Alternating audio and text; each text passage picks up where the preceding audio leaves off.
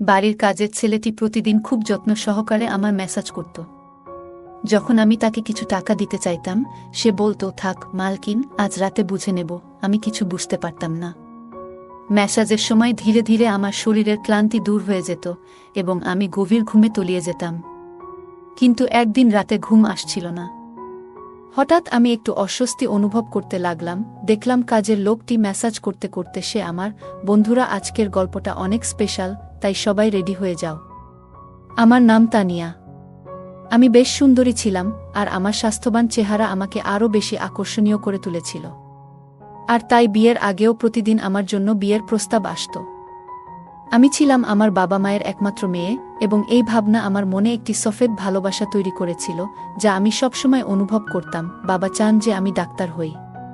কিন্তু ভালো সব বিয়ের প্রস্তাব আসতে শুরু করলে মা বললেন, পড়াশোনা ছেড়ে বিয়ে করো। আমি বললাম, মা, আমি ডাক্তার হতে চাই। মা রেগে যান। কিন্তু বাবা রাজি হতে কক্ষমাত্র প্রস্তুত ছিলেন না। একদিন মা একটি তান্ত্রিকের কাছে যান এবং বাবার সম্মতি পাওয়ার জন্য তান্ত্রিক একটি তাবিজ দেন। বাবার বন্ধুদের পক্ষ থেকে ভালো প্রস্তাব আসে, বিয়ের পরও পড়াশোনা চালিয়ে যেতে পারবে বলার পর বাবা রাজি হন। বিয়ের পর আমি শ্বশুরবাড়িতে চলে যাই। সেখানে আমরা আলাদা বাড়িতে থাকতাম এবং স্বামী ব্যবসায় ব্যস্ত থাকত। বাড়িতে প্রচুর চাকরবাকর ছিল। তাদের মধ্যে একজন ধীরে ধীরে আমার কাছে আসতে শুরু করল। একটি পুরনো কর্মচারী বলল, আমি এই বাড়িতে কাজ করছি, আপনার শ্বশুরবাড়ির লোকজন আমাকে পরিবার মনে করে। তার কথাগুলি শুনে আমিও তাকে বেশ গুরুত্ব দিতে শুরু করেছিলাম। একদিন সে আমার ঘরে এলো, তখন আমি এখনও বিছানায় শুয়েছিলাম। আমাকে বেশ ক্লান্ত দেখেই সে বলল, আপনি বিশ্রাম নিন, নিশ্চয়ই খুব ক্লান্ত হয়েছেন। যদি আপত্তি না থাকে আমি আপনার পা টিপে দিতে পারি। তার এই প্রস্তাব শুনে আমি পুরোপুরি অবাক হয়ে গেলাম। আমি একসময় যুবতী এবং সুন্দরী ছিলাম, তবে আমার স্বামী ছাড়া অন্য কোনো পুরুষ কখনো আমাকে ছুঁয়েও দেখেনি।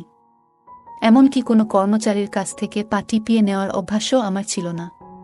তাই তার প্রস্তাবের সঙ্গে সঙ্গেই মানা করে বললাম, না, আমি এ ধরনের বিষয় পছন্দ করি না যে কেউ আমাকে ছুঁয়ে দেবে। আমার কথা শুনে সে চুপচাপ চলে গেল। তখনই উপলব্ধি করলাম, হয়তো আমি তার প্রস্তাবের জবাবে একটু কঠোর হয়ে গিয়েছিল। হয়তো সে আগে থেকেই এ ধরনের কাজ করে আসছিল এবং আমি সরাসরি না বলে তাকে মনক্ষুণ্ণ করেছি। আমি মূলত নরম মনের মানুষ, তাই পরে ভাবতে লাগলাম, হয়তো আমার কথায় তার কষ্ট পেয়েছে। এরপর থেকেই মাঝে মাঝে তার কথা মনে পড়তে লাগল। তবে আশ্চর্যের বিষয় হল, পরের দিন সে আবারও একই প্রস্তাব নিয়ে হাজির হল। সেদিন আমি এতটাই ক্লান্ত ছিলাম যে নিজের পা বিছানা থেকে নামিয়ে বললাম, তুমি আমার পা টিপে দিতে পারো। তার মুখে এক চিলতে হাসি ফুটে উঠল, আর সে ধীরে ধীরে আমার পা টিপতে শুরু করল। তার হাতের মৃদু চাপ এত আরামদায়ক ছিল যে আমার চোখে ঘুম নেমে এলো। সে তখন বলল, মালকিন, যদি ঘুম আসে আপনি বিছানায় শুয়ে পড়ুন, আমি পা টিপতে থাকব। ক্লান্তির ঘোরে আমি বিছানায় শুয়ে পড়লাম। সে বিছানার একপাশে বসে আমার পা টিপতে লাগল। এরপর কি হলো আমি আর কিছু মনে করতে পারিনি, কারণ গভীর ঘুমে তলিয়ে গিয়েছিলাম। ঘুম থেকে উঠে দেখলাম সে তখনও আমার পা টিপছে। তার জন্য আমার ভীষণ মায়া হলো। ব্যাগ খুলে কিছু টাকা বের করে তার হাতে দিলাম। সে লজ্জায় পড়ে বলল, মালকিন, আপনি আমাকে টাকা দিয়ে লজ্জিত করছেন। আমার বেতন ভালোই, এই টাকার প্রয়োজন নেই। আমি তাকে বললাম, এই টাকা তোমার পরিশ্রমের মূল্য, এটা তুমি নাও। সে আর কিছু না বলেই টাকা নিল এবং ঘর থেকে বেরিয়ে গেল। আমার স্বামী সাধারণত রাতের দিকে দেরি করে বাড়ি ফেরেন, তাই সন্ধ্যায় আমি আবার তাকে ডেকে বললাম, তোমার ম্যাসাজে আমার ঘুম খুব ভালো হয়, তাই যতক্ষণ না আমার স্বামী বাড়ি ফেরেন ততক্ষণ তুমি আমার ঘরেই থাকো। সম্ভবত টাকার লোভেই সে আমার কথা শুনে খুশি হল। সে বলল, আমি তো আপনার এক সাধারণ চাকর, আপনি যা বলবেন আমি তাই করব। আমি আপনাকে পা টিপে দেব, যাতে আপনার ক্লান্তি চলে যায় এবং আপনি শান্তিতে থাকতে পারেন। এতে আপনার পায়ের ব্যথাও কমে যাবে। আমি মৃদু হেসে বললাম, তোমার হাতে যেন জাদু আছে, তুমি পা টিপলে আমার সব ক্লান্তি দূর হয়ে যায়। একদিন সে আমাকে বলল, আপনার শাশুড়িও মাঝে মাঝে আমাকে দিয়ে ম্যাসাজ করিয়ে নিতেন। কথাটি শুনে আমি একটু অবাক হলাম, কারণ আমার শাশুড়ি এমন ধরনের মানুষ বলে কখনো মনে হয়নি। তবে এই চাকরকে মিথ্যে বলার মতো কেউ মনে হয়নি। আমি শ্বশুরবাড়িতে প্রায় 1 মাস ধরে আছি, আর এই সময় তাকে ভালোভাবে পর্যবেক্ষণ করেছি। সে সবসময় সৎ ও নির্ভরযোগ্য বলেই মনে হয়েছে। আমাদের বাড়িতে আরও কয়েকজন কাজের লোক ছিল, কিন্তু তাদের মধ্যে একজন ছিল খুবই মিথ্যাবাদী। সে আমার কাছ থেকে শোনা কথা পুরো পাড়ায় ছড়িয়ে দিত। তাই তাকে আমি আমার ঘরে ঢুকতে দিতাম না। তবে এই চাকর আমাদের পরিবারের পুরনো সদস্যের মতো ছিল, আর তার প্রতি আমার ভরসা ছিল দৃঢ়। সে যখন আমার ঘরে আসত, সবসময় চোখ নিচু করে থাকত। সে আমার শরীর স্পর্শ করত, কিন্তু তার মনে কোনো খারাপ উদ্দেশ্য ছিল না। এটা প্রতিদিনের মতোই ছিল। একদিন আমি আমার স্বামীকে বললাম, আমাদের বিয়ের পর থেকে আমরা কোথাও ঘুরতে যাইনি। আমার স্বামী তখন বলল, আমাদের বিয়ে হয়েছে, কিন্তু তুমি সবসময় ঘুমিয়ে থাকো। আমি যখন রাতে বাড়ি ফিরি, তখনও তুমি গভীর ঘুমে থাকো। দিনে আমার সময় হয় না, আর রাতে যখন বাড়ি ফিরি, তখন তুমি ঘুমিয়ে যাও। তার এই কথা শুনে আমার মনে হলো, এটা বোধহয় চাকরের মেসেজের কারণেই হচ্ছে। আমার স্বামী ঠিকই বলেছে, আমার প্রতিদিন রাতের বেলায় জেগে থাকা উচিত ছিল। সেদিন আমি সিদ্ধান্ত নিলাম, যখন চাকর রাতে আমাকে মেসেজ করাতে বলবে, আমি সরাসরি না বলবো, যাতে আমার ঘুম না আসে এবং আমি স্বামীর বাসায় আসা পর্যন্ত অপেক্ষা করতে পারি। সন্ধ্যা হলো, আমি ভালো করে স্নান করে নিজেকে সাজিয়ে তুললাম এবং নববধূর মতো বিছানায় বসলাম। কিছুক্ষণ পর কাজের ছেলেটা এলো এবং মেসেজ করার প্রস্তাব দিল, কিন্তু আমি সাফ না করে দিলাম। আমার উত্তর শুনে সে একটু হতাশ হয়ে ফিরে গেল। কিছুক্ষণ পর সে আবার এলো, এবার তার হাতে এক গ্লাস দুধ ছিল। আমি সেদিন কিছু খাইনি, তাই তাড়াতাড়ি দুধটা খেয়ে নিলাম এবং স্বামীর জন্য অপেক্ষা করতে লাগলাম। কিছুক্ষণের মধ্যেই আমি ঘুমিয়ে পড়লাম। সকালে ঘুম ভাঙতেই চাকর এসে বলল, মালকিন, নাস্তা আনবো? স্বামীর বিছানা ফাঁকা দেখে জানলাম তিনি জরুরি কাজে ভোরেই চলে গেছেন। মেজাজ খারাপ হলেও চাকরকে চা আনতে বললাম। সে বেরিয়ে যাওয়ার পর হঠাৎ দেখি, রাতে নববধূর পোশাক পরে থাকলেও এখন অন্য পোশাক গায়ে, গহনা ঠিকঠাক ছিল, কিন্তু মাথা ভারী লাগছিল। রাতে কি ঘটেছিল কিছুই মনে নেই। চিন্তায় মন ভারী হয়ে উঠল। ঠিক তখনই চাকর চা নিয়ে ঘরে ঢুকল। আমি সেদিন চাকরকে বললাম, আমার শরীরটা খুব ক্লান্ত, তুমি যদি একটু ম্যাসাজ করে দাও। সে বিছানায় উঠে আমার শরীর ম্যাসাজ করতে লাগলো। আমি কিছুক্ষণ বিছানায় শুয়ে থাকলাম। হঠাৎ করে সেদিন আমার স্বামী বাড়িতে চলে আসেন।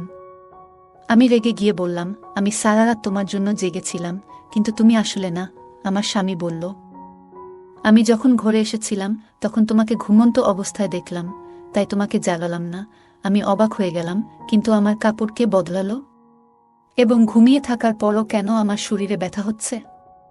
আমি দ্বিধায় পড়ে গেলাম।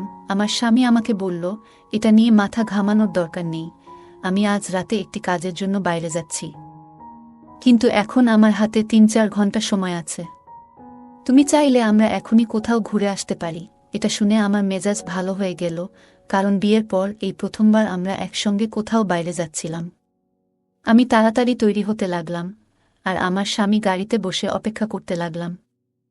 সেই সময় চাকর আমার ঘরে এসে বলল, মালকিন, আপনি কি কোথাও যাচ্ছেন? আমি বললাম, হ্যাঁ, তবে তুমি কেন জানতে চাইছো? সে উত্তর দিল, আমি তো আপনার সেবক, তাই আপনাকে শুধু বলবো যে বাইরে গেলে আপনার শরীর আরও ক্লান্ত হয়ে যাবে। এটা শুনে আমার খুব রাগ হলো। আমি বললাম, তুমি আমার চাকর, স্বামী হওয়ার চেষ্টা করো না। এরপর আমি বাইরে চলে গেলাম। জানি না কেন, কিন্তু তার কথায় আমি খুব বিরক্ত হয়ে গেলাম এবং তাকে বেশ কঠিন কিছু কথা বলে দিলাম। সে বুঝে গেল যে তার জায়গা কোথায়। বাড়ি ফিরে আসার পর দেখি চাকর আমার সামনে আসেনি। আমার স্বামী গেটের সামনে আমাকে নামিয়ে দিয়ে আবার বেরিয়ে গেল। আমি ঘরে ঢুকে বুঝতে পারলাম আমার শরীর প্রচণ্ড ব্যথা করছে। মনে হচ্ছিল আমার শরীর যেন ম্যাসাজের জন্য অভ্যস্ত হয়ে গেছে, আর তাই রাত হলেই শরীর ম্যাসাজের জন্য আকুল হয়ে পড়ছিল। আমি সেদিন ভুল করে চাকরকে রাগিয়ে দিয়েছিলাম, তাই সে আজ আর আমার ম্যাসাজ করতে আসেনি। কিন্তু আমার শরীর এত ক্লান্ত ছিল যে তার প্রয়োজন অনুভব করছিলাম। তাই আমি অন্য এক গৃহকর্মীকে ডেকে তাকে নিয়ে আসার জন্য বললাম। কিছুক্ষণ পরে সেই চাকর আবার আমার ঘরে এলো, চুপচাপ বিছানায় বসে আমার পায়ে ম্যাসাজ করতে শুরু করল। আমি তার এই বিনয় দেখে একটু লজ্জিত হলাম। এত কথা বলার পরও সে কিছু মনে করেনি। তাকে চুপচাপ দেখে আমি নিজেই বললাম, সেদিন কি যে হলো, আমি তোমাকে অকারণেই বকেছিলাম।